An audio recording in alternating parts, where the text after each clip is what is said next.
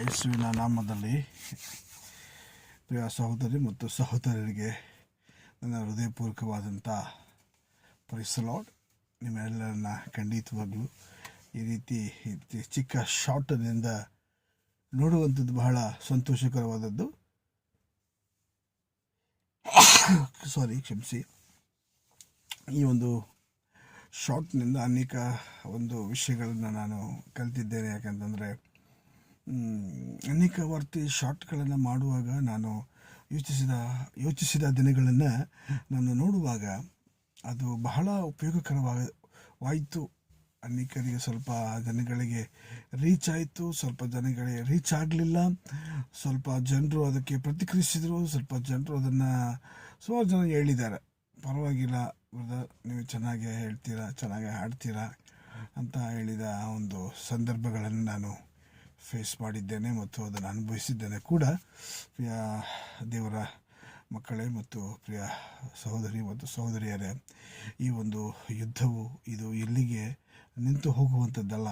ಒಂದು ವೇಳೆ ನೀವು ಈ ಒಂದು ಯುದ್ಧದಲ್ಲಿ 1 ವಾರ, 2 ವಾರ, 3 ವಾರ ತಣ್ಣಗಿದ್ದರೂ ಕೂಡ ಪರವಾಗಿಲ್ಲ, ಆದರೆ ಈ ಎಚ್ಚರವಾಗಿ ಮಾತ್ರ ಇರಬೇಕೆಂಬುದಾಗಿ ನಿಮ್ಮಲ್ಲಿಗೆ ಹೇಳಲಿಕ್ಕೆ ನಾನು ಬಯಸ್ತೇನೆ. ನೋಡಿ, ಲೋಕದ ಜನರು ಎಷ್ಟೋ ಅವರ ಒಂದು ಬಿಸಿನೆಸ್ಗಳಲ್ಲಿ ಕೂಡ ತಮ್ಮನ್ನು ತಾವೇ ಅವರು ಎಚ್ಚೆತ್ತುಕೊಳ್ತಾರೆ, ತಮ್ಮನ್ನು ತಾವೇ ಎಚ್ಚೆತ್ತುಕೊಂಡು ಅವರು ಮುಂದೆ ಹೋಗೋದಕ್ಕೆ ಅವರು ಇಷ್ಟಪಡ್ತಾರೆ. ಆದರೆ ದೇವರ ಮಕ್ಕಳಾದಂಥ ನಾವು, ದೇವರನ್ನು ಸೇವಿಸುವಂಥ ನಾವು ನಿಜಕ್ಕೂ ನಾವು ಮುಂದೆ ಸಾಗಬೇಕಾಗುವಂಥ ವಿಷಯ. ಓ ಮೈ ಗಾಡ್, ಊಟ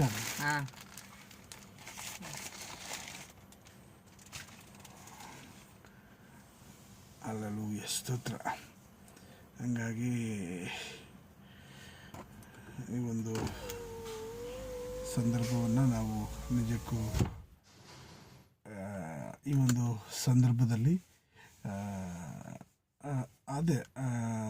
ಏನು ಹೇಳಕ್ಕೆ ಹೋಗಿದೆ ಅಂದರೆ ಎತ್ತೆಚ್ಚಿಕೊಳ್ಳುವಾಗ, ಅದಕ್ಕೆ EPSC 6ನೇ ಅಧ್ಯಾಯ 10ನೇ ವಚನದಲ್ಲಿ ನೀವು ಜಾಗರೂಕರಾಗಿರಿ, ನೀವು ದೇವರ ಒಳಗಡೆ ಎಚ್ಚರಿಕೆಯುಳ್ಳವರಾಗಿರಿ. ನೋಡಿ, ನಾವು ಜನರು ಮಾಡಬೇಕು ಅನ್ನುವಂಥದ್ದಕ್ಕಾಗಿ ಅಲ್ಲ, ಜನರನ್ನೇ ಮೆಚ್ಚಿಸಬೇಕಾಗುವಂಥದ್ದಲ್ಲ, ಅಥವಾ ಜನರು ಏನೋ ನಮಗೆ ಕೊಡ್ತಾರೆ, ಅಥವಾ ಜನರು ನನಗೆ ಏನೋ ಮಾಡ್ತಾರೆ, ಅಥವಾ ನನಗೆ ಕಾಣಿಕೆ ಬರುತ್ತೆ ಮತ್ತು ಕಾಣಿಕೆ ಬರಲ್ವೋ ಏನೋ ಒಂದು ಉದ್ದೇಶದಿಂದ ನಾವು ದೇವರನ್ನು ಸೇವಿಸುವುದಲ್ಲ.